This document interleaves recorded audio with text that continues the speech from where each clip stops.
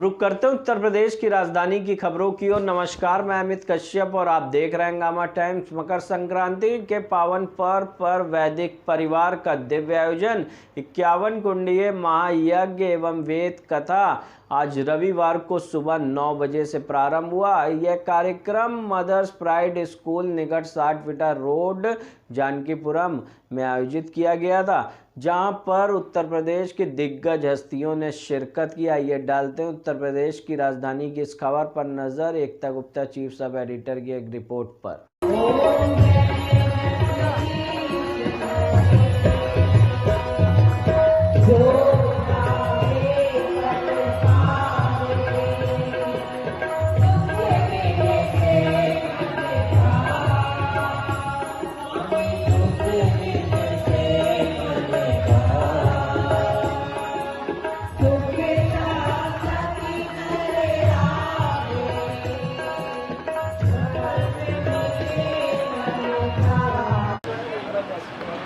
हर जगह उपलब्ध रहते हैं और संगठन के वे मेरुदंड हैं और उनकी उपलब्धता, उनकी सरलता, उनकी सहजता और हर प्रत्येक कार्यक्रम को आगे से आगे बढ़ करके करना, ये उनकी खूबी है।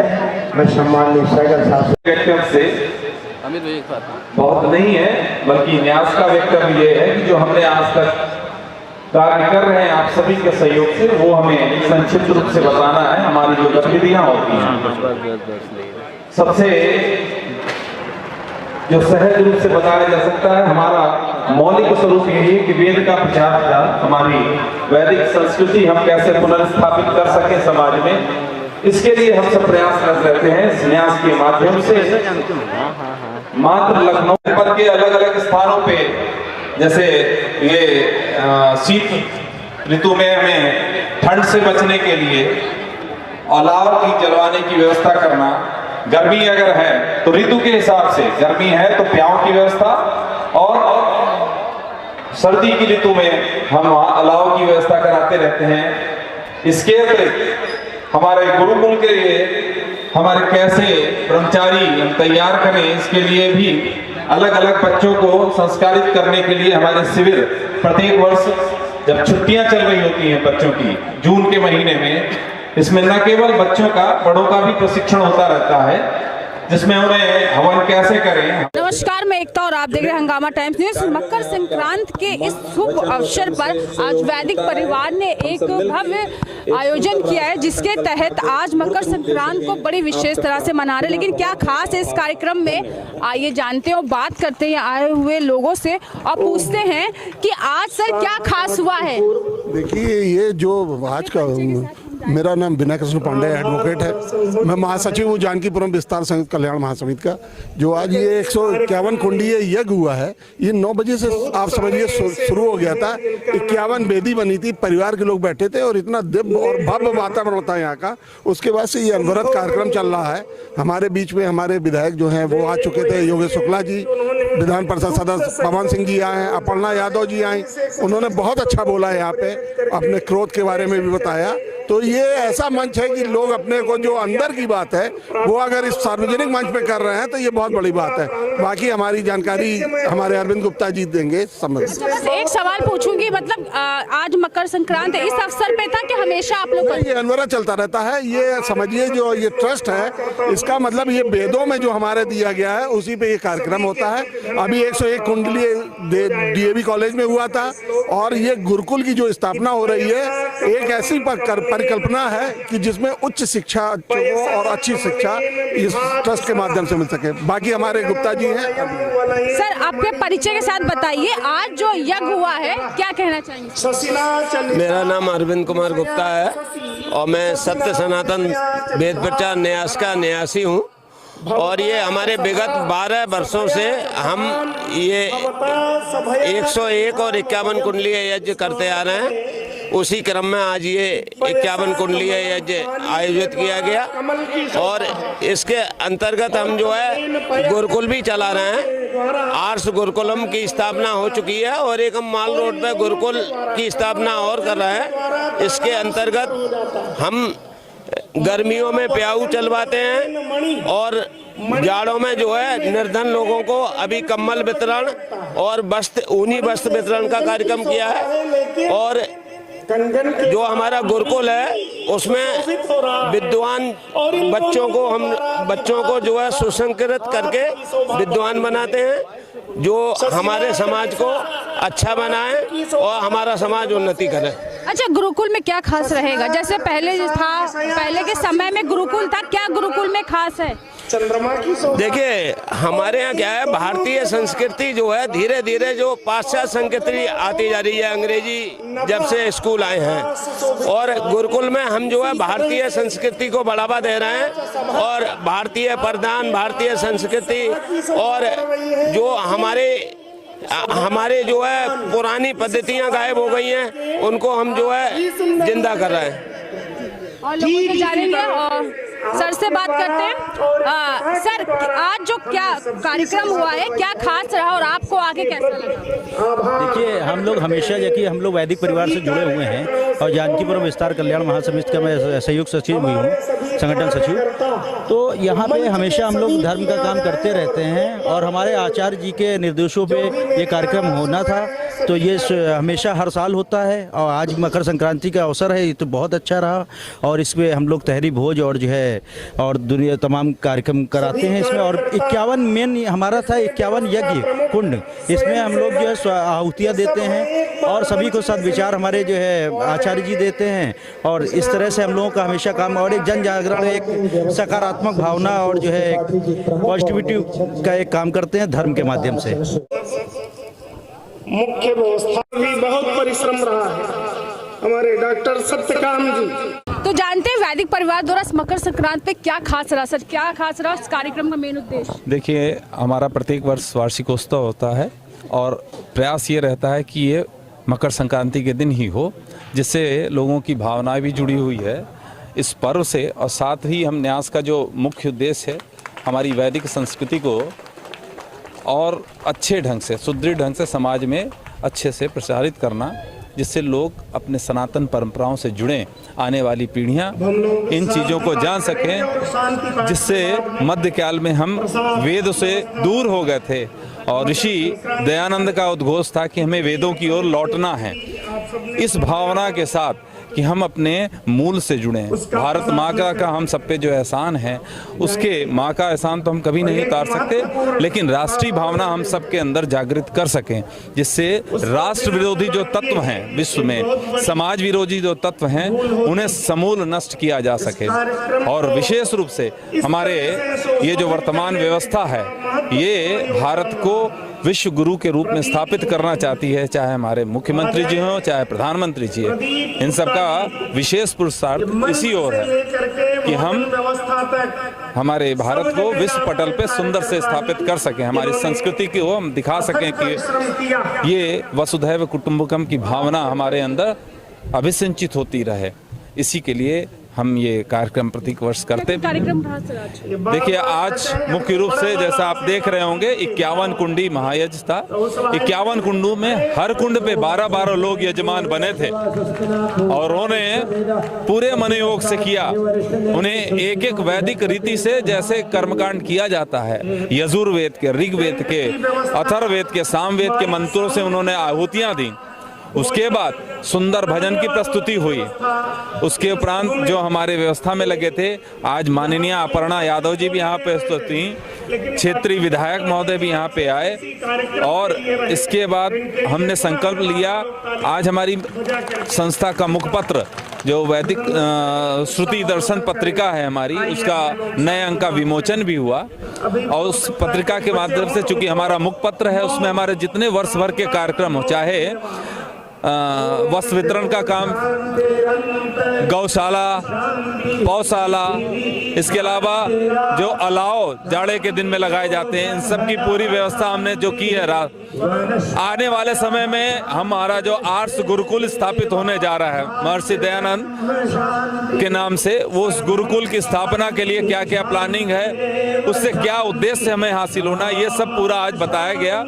और निश्चित रूप से इसका बहुत सुंदर स्वरूप उभर के आएगा। आने वाले 3 महीने में हमें इस गुरुकुल का निर्माण का आरंभ कर देना है और इससे जो निकलने वाले छात्र होंगे वो पूरे लखनऊ और देखा जाए तो पूरे राष्ट्र के लिए समर्पित वो ब्रह्मचारी होंगे, सन्यासी होंगे। हमारी जो वैदिक परंपरा है, संस्कृत और संस्कृति दोनों की रक्षा के लिए वो पूरी तरह से अपने आप को आहूत कर देंगे। ऐसे हमें तैयार करने हैं, आने वाली पीढ़ियों को इस तरह से हमें बनाना है। और भारत की जो परंपराएं हैं, अपने माता पिता 5 जो यज्ञ हमारी संस्कृति में, यज्ञमय संस्कृति हमारे देश में, दान की भावना बढ़ानी है, समता की भावना राष्ट्र में लानी है, समाज को सुसंस्कृत बनाना है, इसके लिए हम प्रयास करते हैं। तो जिसने ये कार्यक्रम संपन्न किया, जिनके आशीर्वाद से सब कुछ संपन्न रहा और सभी देवी देवताओं का भी आशीर्वाद मिला, उनसे बात करते हैं और जानते हैं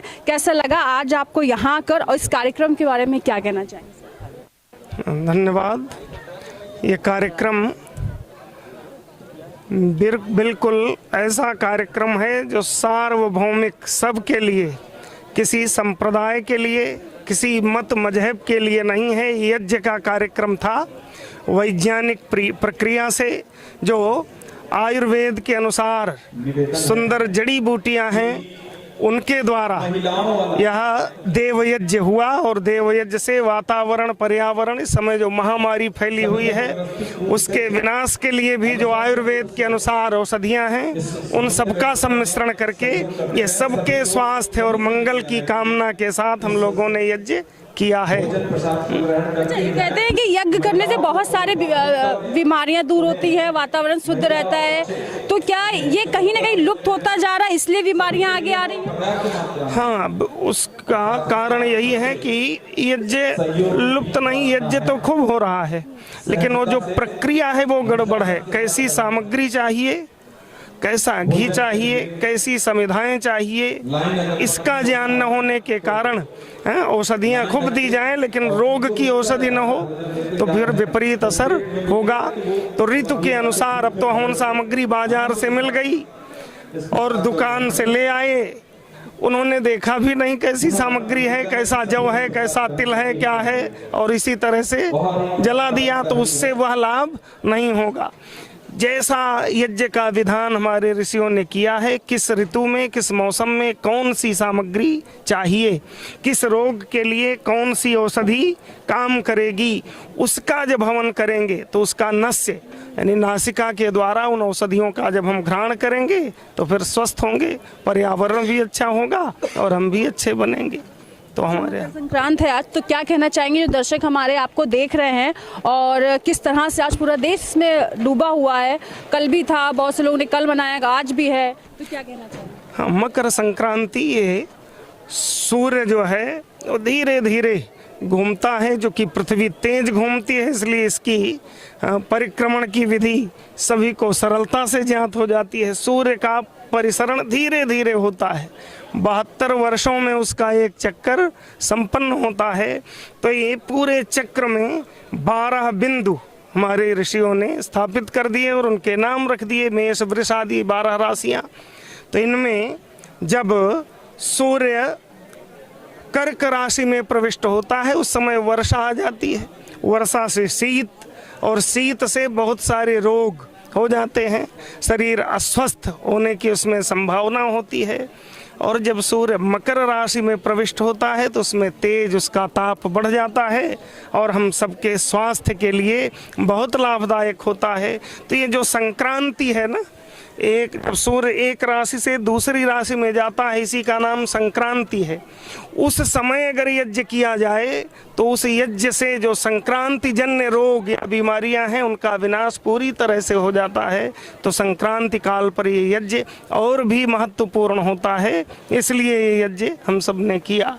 तो सर से जानते कैसा लगा यहाँ आकर और जो कार्यक्रम रहा, क्या कहना चाहेंगे यहाँ पर आकर? और क्योंकि 2009 से इस कार्यक्रम से जुड़ा हूँ, 2009 से धर्म का प्रचार करना, शिक्षा का प्रसार करना और समाज का सुधार करना, गो पालन करना और धार्मिक अनुष्ठानों की स्थापना एकमात्र उद्देश्य है।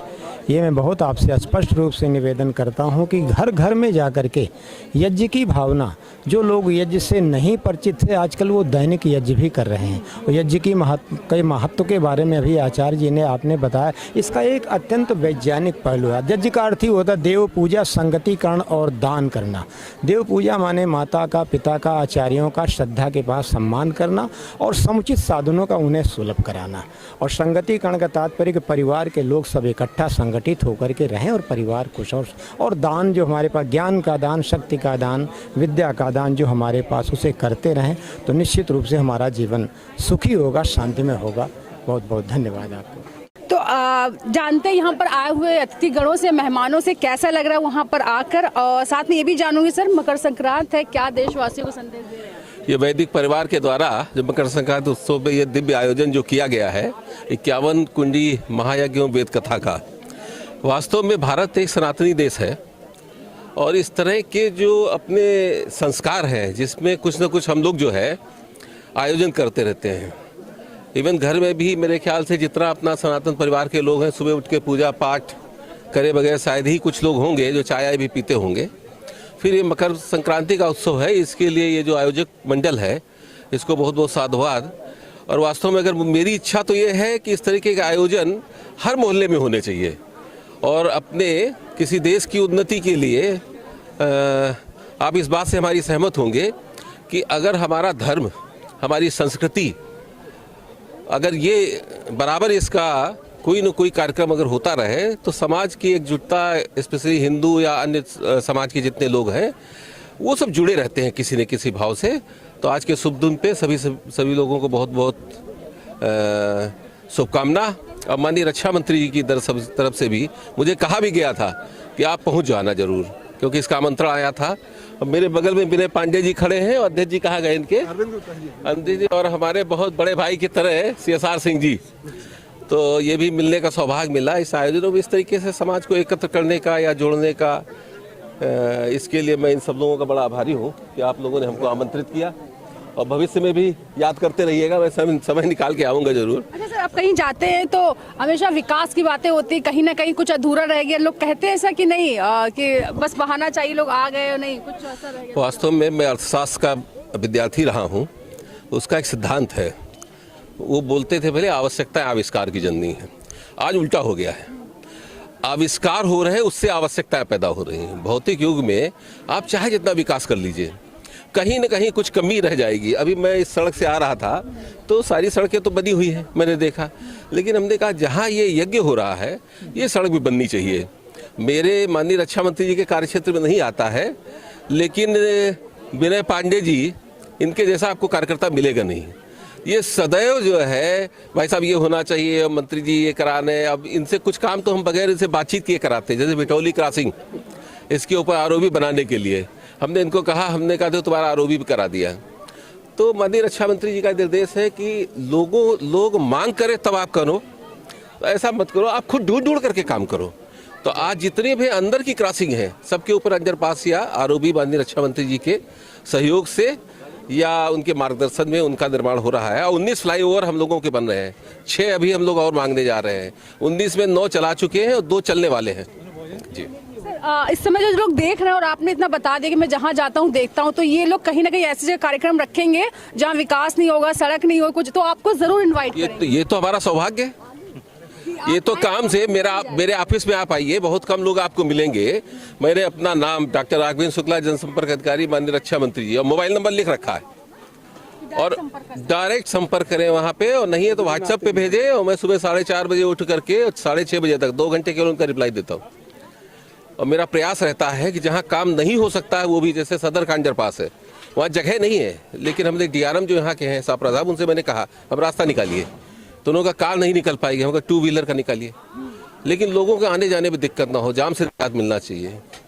और मेरे ख्याल आगे आने वाले दिसंबर 2023 तक लखनऊ का जाम पूर्णतः खत्म हो जाएगा, या आउटर रिंग रोड हमारी चालू हो जाएगी, उसके बाद ये समस्या समाप्त हो जाएगी सब। जब ऐसे कार्यकर्ता या ऐसे नेता आपको मिलते हैं जो खुद आपको बताना नहीं पड़ता है कि हमें यहाँ ये चाहिए या ये विकास चाहिए, ये काम चाहिए, वो खुद जाते हैं, खुद देखते नहीं यहाँ पर ये होना चाहिए, तो कहाँ विकास नहीं होगा। और देश जहाँ आज तरक्की कर रहा है, कहीं ना कहीं यही कंधे हैं, यही हाथ हैं और हम लोगों का साथ है, जो आज कहीं ना कहीं हम लोग हर जगह अपना नाम कमा रहे हैं। और रही सरकार की बात या आम जनता की बात, तो सरकार और आम जनता के लिए चाहे कोई भी सरकार काम करती रहती है। तो जैसे यहाँ आए हुए सभी मेहमानों से, अतिथिगणों से हमने बात की और आचार्य से भी बात की, जिन्होंने बताया किस तरह से आज यहाँ कार्यक्रम संपन्न हुआ, किस तरह से आज यज्ञ का आयोजन हुआ, जहाँ सभी प्रकृति को लेकर, बीमारियों को लेकर एक संदेश ये दिया जाता है कि जहाँ यज्ञ होते रहते हैं वहाँ बीमारियाँ नहीं रहती हैं, वहाँ पर कोई भी ऐसी आपदा नहीं आती है, भगवान का आशीर्वाद मिलता है। और यही आशीर्वाद हम चाहते हैं हमारे दर्शकों को मिलता रहे।